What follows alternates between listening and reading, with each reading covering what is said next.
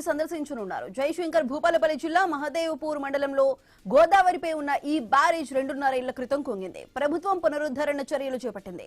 పనులను సీఎం పరిశీలించనున్నారు. అన్నారం, సుందిళ్ల బ్యారేజీల్లోనూ అప్పట్లో లోపాలు వెలుగు చూశాయి. నేషనల్ డ్యామ్ సేఫ్టీ అథారిటీ మార్గదర్శకాల మేరకు నీటిపారుదల శాఖ బ్యారేజీల పునరుద్ధరణ చర్యలు చేపడుతోంది.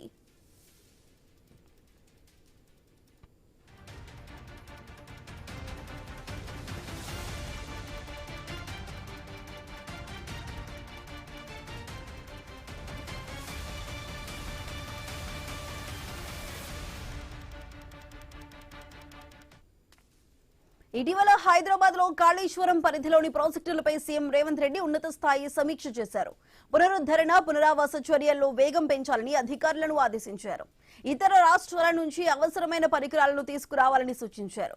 మేడిగడ్డ బ్యారేజ్ వద్ద జరుగుతున్న బోర్ డ్రిల్లింగ్, ఇతర పనులను సీఎం పరిశీలించనున్నారు.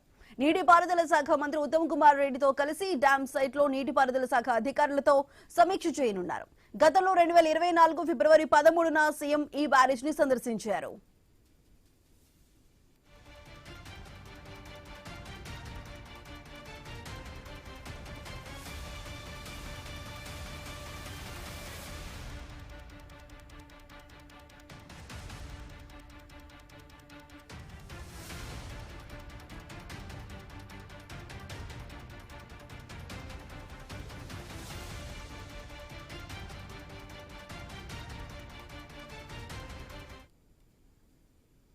సీఎం రేవంత్ రెడ్డి తొలుత కాళేశ్వరం చేరుకుంటారు. అక్కడ శ్రీకాళేశ్వరం ముక్తేశ్వర స్వామి ఆలయంలో పూజలు చేస్తారు. ఆ తర్వాత ఆలయ అభివృద్ధి పనులకు భూమి పూజ చేస్తారు. కాటారం మండలం నస్తూర్పల్లిలో ఏర్పాటు చేసిన బహిరంగ సభలో సీఎం పాల్గొనున్నారు. సభా వేదికపై నుంచి 2వ విడత రైతు భరోసా నిధులను విడుదల చేయబోతున్నారు. అయితే సీఎం రేవంత్ రెడ్డి టూర్ కి సంబంధించి మరింత సమాచారం మా ప్రతినిధి ప్రశాంత్ అందిస్తారు. ప్రశాంత్, చెప్పండి, సీఎం రేవంత్ రెడ్డి ఈ రోజు కాళేశ్వరం పర్యటించబోతున్నారు. అక్కడ సభలో కూడా మాట్లాడబోతున్నారు. దానికి సంబంధించి ఏర్పాట్లు అవి ఏ విధంగా ఉన్నాయి? దానికి సంబంధించిన అప్డేట్స్ ఏంటి?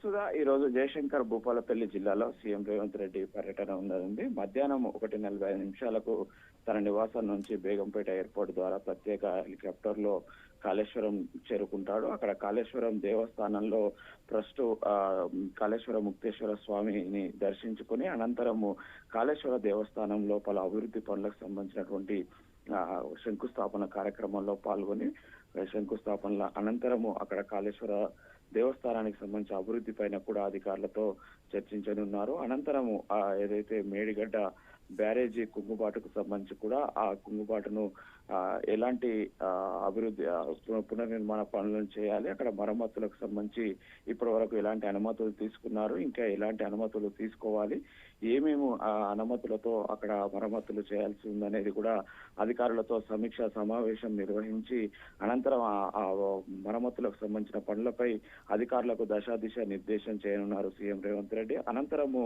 2వ విడత రైతు భరోసా నిధులను కాటారంలోని భారీ బహిరంగ సభలో పాల్గొని 5,563 కోట్ల రూపాయలను రైతుల ఖాతాల్లో జమ చేయనున్నారు. ఇది రైతు భరోసాకు సంబంధించి 2వ విడత నిధులను ఈ రోజు భారీ బహిరంగ సభలో రైతులకు అంకితం చేయనున్నారు. ఈ యొక్క నిధుల సంబంధించి కూడా భారీ బహిరంగ సభ ద్వారా రైతులతోటి సుమారు 1,00,000 మందితోటి రైతుల సభను నిర్వహించి ఆ రైతులకు సంబంధించినటువంటి రైతు భరోసా నిధులను కూడా ఇక్కడి నుంచో వేయనున్నారు. అయితే ఈ యొక్క సీఎం పర్యటన విషయంలో మాత్రము కొంత ఇప్పటికే తెలంగాణ రాష్ట్ర వ్యాప్తంగా కూడా కొంత విస్తృతమైన చర్చ సాగుతుంది. ఒకవైపు అటు మాజీ సీఎం కేసీఆర్ జగిత్యాల్లో సభ పెట్టుకున్న రోజే డైవర్షన్ పాలిటిక్స్ కోసం సీఎం రేవంత్ రెడ్డి యొక్క కాళేశ్వరం మేడిగడ్డ ప్రాజెక్టుతో పాటు ఈ యొక్క రైతు భరోసా నిధులను విడుదల చేస్తున్నారనే ఒక చర్చ సాగుతున్న తరుణంలో సీఎం రేవంత్ రెడ్డి పర్యటన మాత్రం కాళేశ్వరం పర్యటన మాత్రం కొంత హాట్ టాపిక్ గా మారిన